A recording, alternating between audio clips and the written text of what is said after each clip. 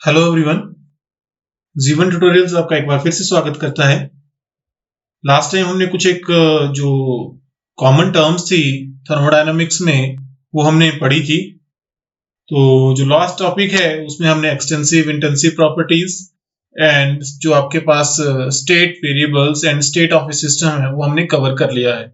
अब जो next time हमने करना है दैट इज क्या, थर्मोडायनामिक इक्विलिब्रियम। तो थर्मोडायनामिक इक्विलिब्रियम क्या होता है? तो थर्मो मतलब क्या, आपके पास जो हीट, थर्मो मतलब क्या, हीट, डायनामिक मींस टू से फ्लो। तो इसका मतलब ये हुआ कि अब आपके पास जो थर्मोडायनामिक सिस्टम है वो किससे डील करता है? आपके पास माइक्रोस्कोपिक प्रॉपर्टीज से डील करता है। किससे डील करता है? वो माइक्रोस्कोपिक प्रॉपर्टीज से। अगर वो माइक्रोस्कोपिक प्रॉपर्टी से डील करता है तो वो जो माइक्रोस्कोपिक प्रॉपर्टीज हैं वो चेंज नहीं होनी चाहिए। किसके अंदर? सिस्टम में। तो अगर सिस्टम में मैं कंसीडर कर लेता हूं कि देयर आर डिफरेंट पार्ट्स, तो उन मैक्रोस्कोपिक प्रॉपर्टीज में कोई चेंज नहीं आना चाहिए, जो कि क्या रहनी चाहिए? सेम रहनी चाहिए। अगर मैं बात करूं, अगर मैं विद रिस्पेक्ट टू टाइम कहूं तो वो क्या रहनी चाहिए? सेम रहनी चाहिए। तो आपके पास थर्मोडायनामिक इक्विलिब्रियम क्या हो गया? In which the macroscopic properties in different parts of the system do not undergo any change with time. जिसमें आपके पास क्या है? मैक्रोस्कोपिक प्रॉपर्टीज जो हैं वो चेंज नहीं होती हैं। किसमें? सिस्टम में, विद रिस्पेक्ट टू क्या? टाइम। ठीक है। तो चलिए अब मैक्रोस्कोपिक प्रॉपर्टीज जो हमने ये डिस्कस करी, या थर्मोडायनामिक इक्विलिब्रियम जो हमने ये डिस्कस किया, इसमें आगे चलते हैं कि क्राइटेरिया देख लेते हैं किसके थर्मोडायनामिक इक्विलिब्रियम का। तो थर्मोडायनामिक इक्विलिब्रियम के कुछ क्राइटेरियन है, उसको देख लेते हैं। तो there are 3 main criterions for the thermodynamic equilibrium, जो कि मतलब डिफाइन करता है कि वहां पे आपके पास थर्मोडायनामिक इक्विलिब्रियम है या नहीं है। तो फर्स्ट इज थर्मल इक्विलिब्रियम। तो जो थर्मल इक्विलिब्रियम है आपके पास, उस सिस्टम को हम बोलेंगे कि वो थर्मोडायनामिक इक्विलिब्रियम में है जिसमें क्या, उसके डिफरेंट पार्ट्स में कोई हीट फ्लो नहीं हो रहा है। क्या? अगर आपके पास जो थर्मोडायनामिक इक्विलिब्रियम में अगर वो सिस्टम है और उसके पास क्या है? थर्मल इक्विलिब्रियम है, तो कहने का मतलब ये होगा कि थर्मल क्या होता है? हीट। तो मींस टू से अगर उसके डिफरेंट पार्ट्स हैं उसमें क्या कोई हीट चेंज नहीं आ रहा है, तो हम उसको बोलेंगे कि वहां पे वो क्या है? इन थर्मल इक्विलिब्रियम है। किसमें है वो? थर्मल इक्विलिब्रियम में। दूसरा दैट इज मैकेनिकल इक्विलिब्रियम। क्या है? Mechanical equilibrium. तो मैकेनिकल इक्विलिब्रियम में क्या होना चाहिए कि अगर आपके सिस्टम के मैं डिफरेंट पार्ट्स मान रहा हूं, तो एक पार्ट दूसरे के ऊपर कोई वर्क ना करे। क्या ना करे? वर्क। दैट इज क्या? मैकेनिकल वर्क ना करे। ठीक है। तो उसको क्या बोलूंगा मैं? Mechanical equilibrium. तो क्या बोलूंगा? Mechanical equilibrium. And next is क्या? लास्ट में जो केमिकल इक्विलिब्रियम, थर्ड जो है क्या है? Chemical equilibrium. तो केमिकल इक्विलिब्रियम में आपके पास कोई चेंज नहीं होनी चाहिए। क्या? कंपोजिशन में कोई चेंज नहीं आना चाहिए। किसमें? कंपोजिशन में। तो भी हम इसको क्या बोलेंगे? Chemical equilibrium. क्या बोलने वाले हैं उसको हम? Chemical equilibrium. अगर उसमें कोई कंपोजिशन चेंज नहीं आ रहा तो क्या बोलेंगे? Chemical equilibrium. तो चलिए नेक्स्ट देखते हैं different type of thermodynamic processes. कुछ एक थर्मोडायनामिक प्रोसेसेस हम पढ़ते हैं। ठीक है। तो उनको देख लेते हैं कौन कौन सी होती हैं। For example isothermal process. तो आइसोथर्मल प्रोसेस में आपके पास क्या होने वाला है? टेम्परेचर चेंज 0 होगा। मतलब कि आपके पास देयर विल बी क्या? Constant temperature. टेम्परेचर क्या रहने वाला है? वहां पे कांस्टेंट रहना है। मतलब इनिशियली जो टेम्परेचर था वही मेरे पास क्या आने वाला है? फाइनली भी वही टेम्परेचर आने वाला है। तो मतलब dt विल रिमेन्स 0 और ये रिएक्शन में आपका टेम्परेचर क्या रहेगा? कांस्टेंट रहेगा। Adiabatic process. अब एडियाबैटिक प्रोसेस में क्या है आपके पास? There is no flow of heat या there is no exchange of heat between क्या? System and surrounding. अगर आपके पास उसमें क्या हीट फ्लो नहीं है, दैट इज क्या? dq इज क्या? 0। अगर आपके पास dq उसमें 0 है तो हम क्या बोलेंगे? The process is adiabatic in nature, क्योंकि उसमें क्या होने वाली है? Adiabatic walls. क्या होने वाली है उसमें? Adiabatic walls. अच्छा, एक पॉइंट आपने याद रखना है, जो आपके पास आइसोथर्मल प्रोसेसेस होती हैं वो आपके पास कंडक्टिंग वॉल्स में होती हैं। किसमें होती हैं वो? कंडक्टिंग वॉल्स, जिनको हम कहते हैं क्या? Diathermic walls. जिनको हम क्या कहते हैं? Diathermic walls. अगर डायाथर्मिक वॉल्स अगर वो है तो इसका मतलब ये हुआ कि अब आपका टेम्परेचर फ्लो हो पाएगा और आपके पास तभी जाके अगर मैं एक्सपेंशन करूं चाहे उसमें कॉन्ट्रैक्शन करूं तभी आपके सिस्टम का जो टेम्परेचर है वो क्या रहेगा, कांस्टेंट रह पाएगा।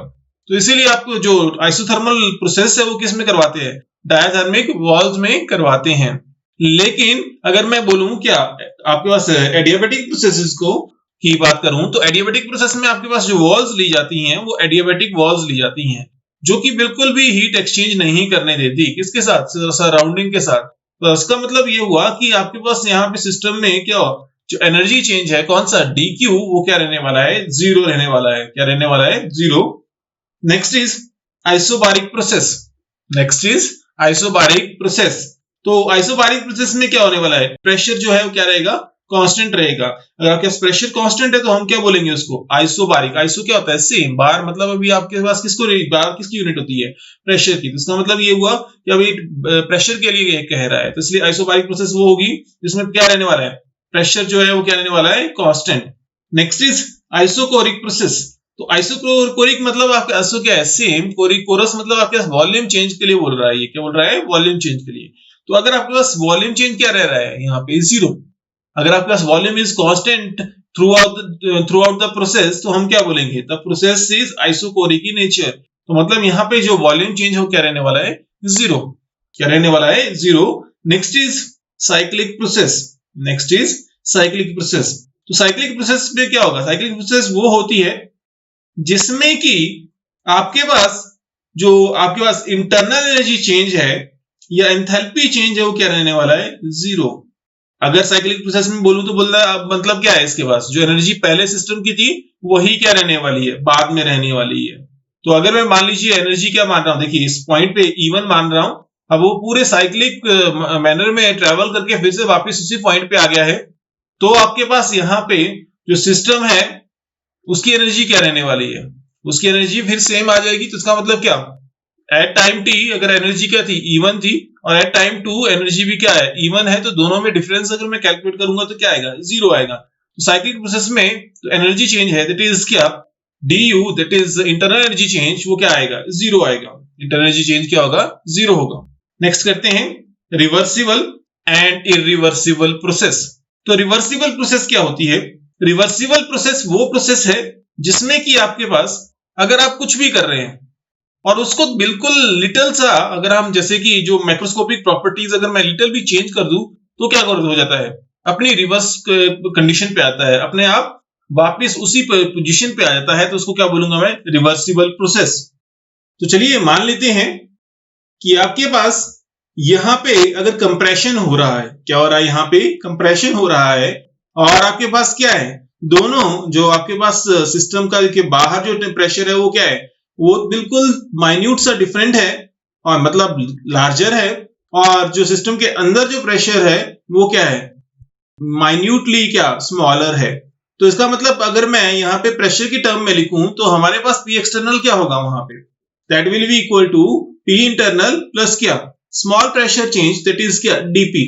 जो दोनों में डिफरेंस क्या होगा, वो क्या होगा, dP का डिफरेंस होगा। तो उसी प्रोसेस को हम क्या बोलेंगे, रिवर्सिबल बोलेंगे।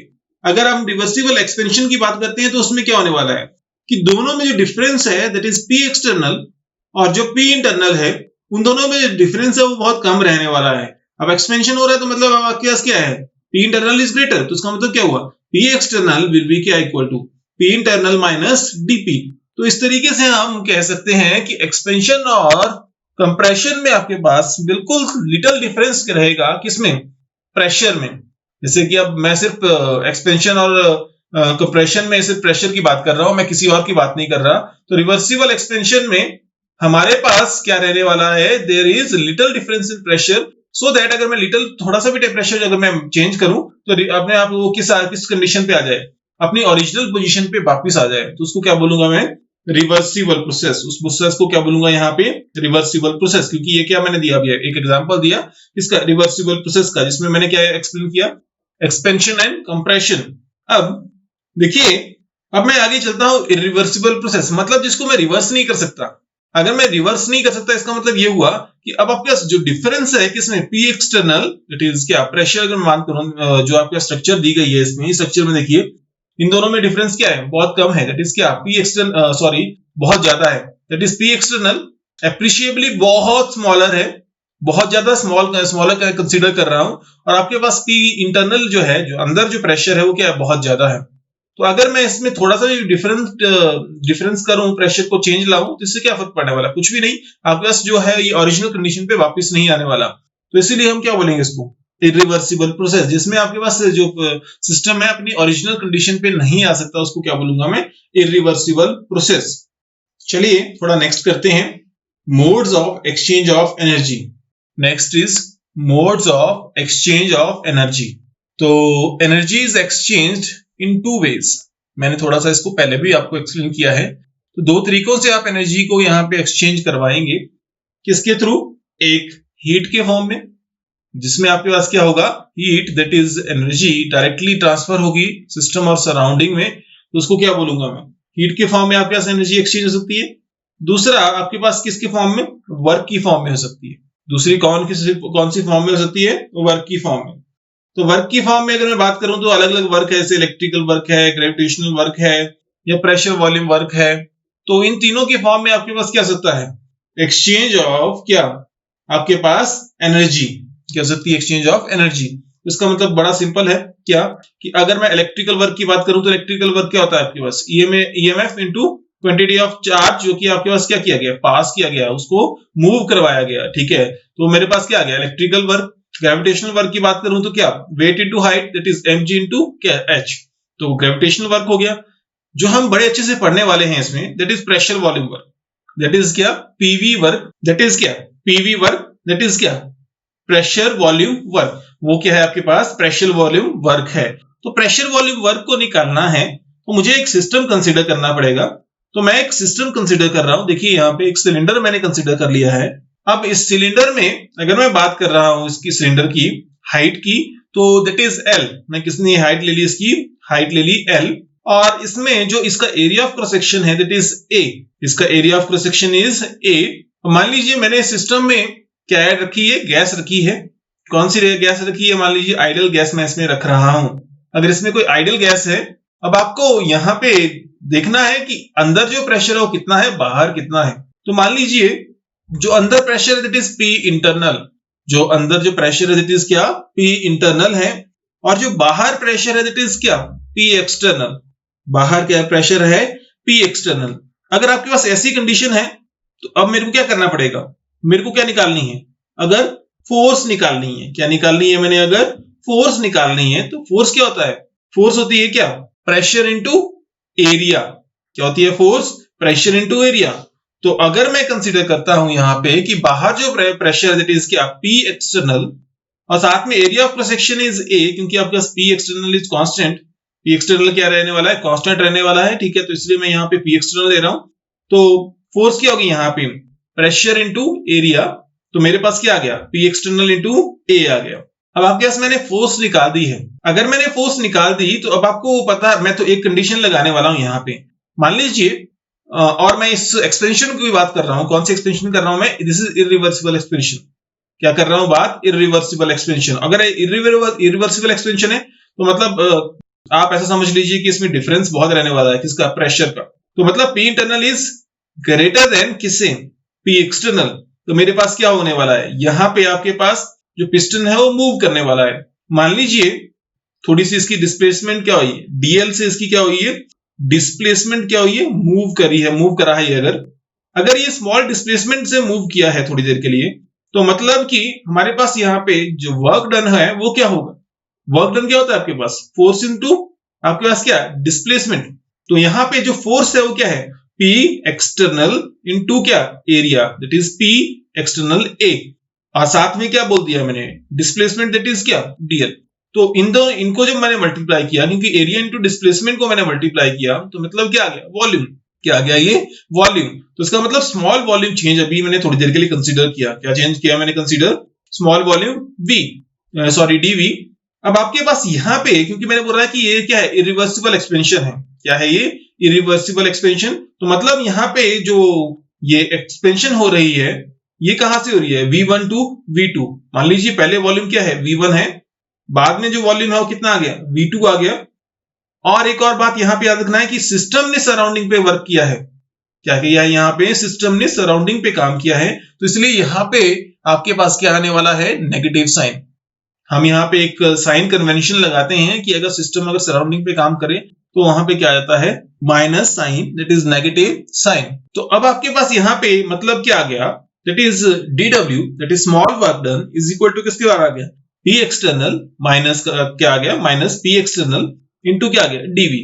अब आपके पास अगर मैंने इतना निकाल दिया है, आगे क्या करना पड़ेगा मेरे को, बड़ा सिंपल सा, क्या कि मेरे को क्या निकालना है आगे, कंप्लीट वर्क डन निकालना है। क्या निकालना है, कंप्लीट वर्क डन। आपको पता है कि अगर मुझे कंप्लीट वर्क डन निकालना है तो स्मॉलर वर्क डन से कंप्लीट वर्क डन कैसे निकालूंगा, अगर मैं क्या करूंगा, यहाँ पे इसको इंटीग्रेट कर देता हूं, किसको, P एक्सटर्नल और DV जो मेरे पास आया है उसको क्या कर देता हूं, इंटीग्रेट करता हूं। अगर मैं इसको इंटीग्रेट करता हूं तो कहां से इंटीग्रेट करना पड़ेगा इसको, V1 to V2, कहां से इंटीग्रेट करना पड़ेगा, V1 to V2। तो मतलब calculation of complete work done when expansion occurs from the volume V1 to volume V2। तो अब आपके पास मैंने लिखा, देखिए माइनस P एक्सटर्नल, अंदर मैंने क्या ले लिया, इंटीग्रेशन साइन, और जो वॉल्यूम है वो दैट इज क्या, V1 to V2, और साथ में क्या आ गया, DV। मैंने P एक्सटर्नल बाहर ले लिया, माइनस P एक्सटर्नल क्या ले लिया, बाहर ले लिया। क्यों, क्योंकि आपके पास यहाँ पे इट इज कांस्टेंट क्वांटिटी, ये क्या है, कांस्टेंट है। तो जब मैं इसको इंटीग्रेट करूंगा तो मेरे पास क्या आ गया आगे, यहाँ पे इट इज इक्वल टू क्या, माइनस P एक्सटर्नल, इंटीग्रेट किया तो हमारे मेरे पास क्या आ गया इसका, V2 माइनस V1, क्या आ गया इसका, इंटीग्रेट करने के बाद फाइनल लिमिट्स माइनस इनिशियल लगेगी, तो मतलब क्या आ गया, V2 माइनस V1। तो इसका मतलब ये आ गया कि मतलब कि आपके पास जो वो इरिवर्सिबल वर्क डन है वो कितना आ गया, W equal to minus P external into क्या, DV। तो अब देखिए मैं क्या करता हूं, इसका ग्राफ भी प्लॉट कर लेता हूं। क्या करता हूं, यहाँ पे ग्राफ प्लॉट कर लेता हूं। तो देखिए इस ग्राफ को कैसे प्लॉट कर सकता हूं, इस ग्राफ को प्लॉट करूंगा विद रिस्पेक्ट टू क्या, मैं प्लॉट कर सकता हूं इसको विद रिस्पेक्ट टू क्या, वॉल्यूम एंड क्या, प्रेशर। अगर मैं वॉल्यूम और प्रेशर के लिए इसको करता हूं तो आपको पता है यहाँ पे कि P एक्सटर्नल तो कांस्टेंट रहने वाला है, तो मेरे पास P एक्सटर्नल क्या रहा, सेम रहा, और वॉल्यूम क्या करा, चेंज करा। कहां से चेंज करा, V1 to V2। तो मेरे पास जो एक्सपेंशनल वर्क डन आया दैट इज क्या, इरिवर्सिबल एक्सपेंशन वर्क डन, वो कहां आया, इस एरिया के अंडर आया। देखिए क्या गया, इस एरिया के अंडर आ गया। चलिए अब थोड़ा आगे मूव करते हैं, इसी इक्वेशन को थोड़ा आगे लेके चलते हैं। कहां पे, जब मैं इसका एक्सपेंशन करता हूं क्या, रिवर्सिबल आइसोथर्मल एक्सपेंशन में, किसमें, रिवर्सिबल आइसोथर्मल एक्सपेंशन में इसको डिस्कस कर लेते हैं कि जब मैं रिवर्सिबली क्या करूं, एक्सपेंड करूं गैस को, ठीक है, स्पेशली किसको, आइडियल गैस को, तो वर्क डन कितना आएगा। तो मेरे को पता है डेल्टा W किसके बराबर था, लास्ट इक्वेशन में आपके पास किसके बराबर था, माइनस P एक्सटर्नल इंटू किसके बराबर था, DV के बराबर था। किसके बराबर था, माइनस P एक्सटर्नल इंटू क्या था, DV। तो चलिए आपको मैंने पहले भी बताया है कि ये एक्सपेंशन हो रही है और क्या हो रहा है, रिवर्सिबल एक्सपेंशन हो रही है। तो आपको पता है कि P रिवर्सिबल एक्सपेंशन में P एक्सटर्नल किसके बराबर होता है, P इंटरनल माइनस क्या, DP। क्या आता है, P इंटरनल माइनस क्या, DP, that is small change in क्या, प्रेशर, जो कि लिटिल सा डिफरेंस है हमारे पास क्या, प्रेशर में, वो आपके पास क्या है, यहाँ पे DP है, क्योंकि आपके पास क्या, इंटरनल प्रेशर और जो एक्सटर्नल प्रेशर है उसमें जो डिफरेंस रहने वाला है वो क्या रहने वाला है, बहुत कम। तो अब चलते हैं आगे, क्या डेल्टा W किसके बराबर हो जाएगा, अगर मैं P एक्सटर्नल की वैल्यू यहाँ पे सब्स्टिट्यूट कर देता हूं तो क्या आ गया, माइनस क्या, माइनस बाहर ले लिया, ब्रैकेट में क्या लिख दिया, P इंटरनल माइनस क्या, DP इंटू क्या, DV। क्या आ गया, इंटू DV। अब इसको खोल देते हैं, क्या आ गया इसमें, माइनस P इंटरनल DV, और साथ में क्या आ गया आपके पास यहाँ पे प्लस क्या, DP DV। अब आपको पता है DP DV जो है वो वैसे ही बहुत नेग्लिजिबल है, तो उसको मेरे को कंसीडर करने की जरूरत नहीं है। तो मतलब मैं P इंटरनल की टर्म में इसको निकाल सकता हूं। क्या आ गया इसमें, माइनस P इंटरनल इंटू क्या, DV। अब आपको पता है कि रिवर्सिबल एक्सपेंशन में भी आपके पास जो वॉल्यूम है वो V1 to V2 जाएगा। तो इसका मतलब जो इंटीग्रेशन होने वाली है कहां से, V1 to V2। तो for calculating the total work done हमारे पास क्या होगा, the gas is expanding from V1 to V2, so we are integrating the above equation. तो कहां से कहां इंटीग्रेट करेंगे, फ्रॉम V1 to V2। तो मतलब क्या आ गया, W will be equal to minus integration, और लिमिट्स क्या है यहाँ पे, V1 to V2। तो क्या आ गया, P इंटरनल इंटू क्या आ गया डीवी। तो अब आपको पता है जब आपके पास कोई भी आइडियल गैस एक्सपेंड करती है या आइडियल गैस होती है तो आइडियल गैस इक्वेशन हमें कहती है कि क्या पीवी किसके बराबर होता है, इक्वल टू एनआरटी।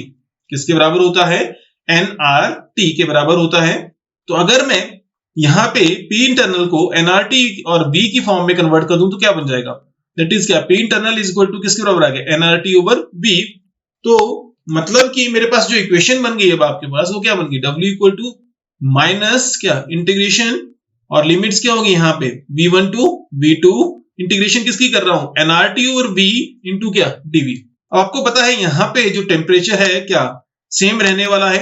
अगर टेम्परेचर जो है सेम रहने वाला है, कांस्टेंट रहने वाला है, तो मतलब टी आर और क्या एन कंपोजिशन क्या रहने वाली है, कांस्टेंट। तो मैं इसको क्या ले लूंगा बाहर, तो अंदर क्या बच गया आपके पास, सिर्फ डीवी ओवर वी बच गया। तो मतलब कि मेरे पास यहाँ पे जो इक्वेशन बन गई वो क्या बन गई, माइनस एनआरटी इंटीग्रेशन कहां से कहां, कौन से लिमिट v1 टू v2, और साथ में यहां पे इक्वेशन बन गई क्या 1 ओवर v इंटू डीवी। ये इक्वेशन आपके पास बन गई है। अब मैं जब इसको इंटीग्रेट करता हूं तो आपके पास क्या आ जाएगा, क्योंकि जब मैं इसकी इंटीग्रेशन करूंगा तो क्या आएगा, नेचुरल लॉग ऑफ v आ जाएगा। क्या आ जाएगा, इसकी इंटीग्रेशन करके नेचुरल लॉग ऑफ v। तो जब मैंने इसकी इंटीग्रेशन करी तो मेरे पास आ गया नेचुरल लॉग ऑफ v, और बाहर तो वही रह गया क्या आपके पास माइनस एनआरटी। आपके पास नेचुरल लॉग ऑफ v और अभी भी आपके पास लिमिट्स हैं। तो कौन सी लिमिट्स है, v1 टू v2। तो आप इंपोज करेंगे लिमिट्स, क्या आ गया अब लिमिट्स में आपके पास, तो फाइनल माइनस इनिशियल, तो आ गया natural log of v2 minus natural log of क्या आ गया v1। तो मतलब कि अब आपके पास इक्वेशन में आपके पास बन गया क्या, w will be equal to किसके बराबर आ जाएगा ये, minus NRT natural log of क्या v2 ओवर v1।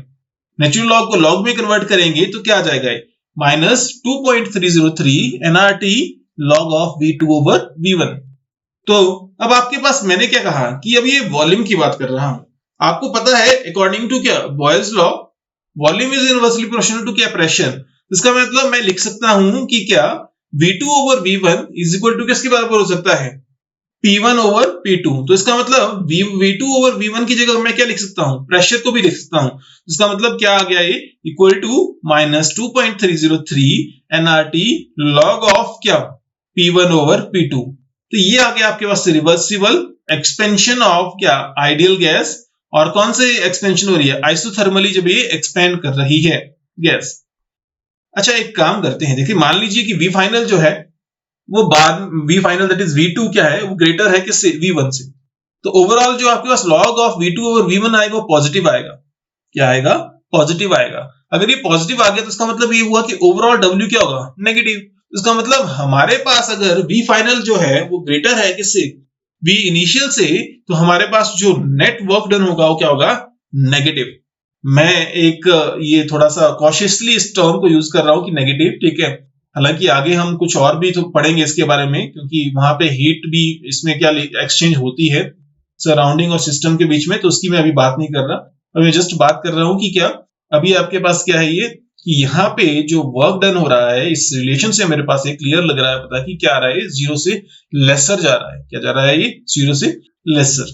तो अब देखते हैं कि अगर वर्क डन जो है वो अगर रिवर्सिबल एक्सपेंशन है और क्या है दूसरा इरिवर्सिबल एक्सपेंशन है, तो दोनों में डिफरेंस क्या रहने वाला है। तो रिवर्सिबल एक्सपेंशन के लिए मैंने आपको ग्राफ पहले ही बनाया है, तो उसी ग्राफ को मैं फिर से ले रहा हूं। देखिए मैंने इस ग्राफ में किसको कौन सा ग्राफ बना दिया, पीवी ग्राफ बना दिया, प्रेशर वर्सेस वॉल्यूम का ग्राफ बना दिया। तो देखिए हम हमेशा यही कहते हैं कि जो रिवर्सिबल वर्क डन है that is always greater than क्या इरिवर्सिबल वर्क डन। तो चलिए चेक करते हैं ये ऐसा क्यों है। देखिए अगर आपको रिवर्सिबल मैनर में प्रोसेस को करवाना है, क्योंकि मैंने इरिवर्सिबल तो बना दिया है, अब मेरे को क्या करना है, रिवर्सिबल पे आना है। इरिवर्सिबल से रिवर्सिबल पे आना है, तो मान लीजिए अगर बाहर प्रेशर क्या था आपके पास, P एक्सटर्नल था, और अंदर प्रेशर क्या था, P इंटरनल। तो आपको अगर यहां पे एक्सपेंशन करवानी है तो मैंने पहले ही कहा था कि P इंटरनल और P एक्सटर्नल में बहुत ज्यादा डिफरेंस रहने वाला है। क्या रहने वाला है, बहुत ज्यादा डिफरेंस रहने वाला है। पर अगर आपने रिवर्सिबल एक्सपेंशन करवानी है तो इस डिफरेंस को क्या करना पड़ेगा, मेरे को कम करना पड़ेगा। क्या करना पड़ेगा, कम करना पड़ेगा। अगर मुझे कम करना पड़ेगा तो मतलब दोनों के बीच में अगर मैं प्रेशर डिफरेंस कम तभी कर सकता हूं अगर मैं मान लीजिए कि P एक्सटर्नल को बढ़ा देता हूं। क्या कर देता हूं, P एक्सटर्नल को बढ़ा देता हूं।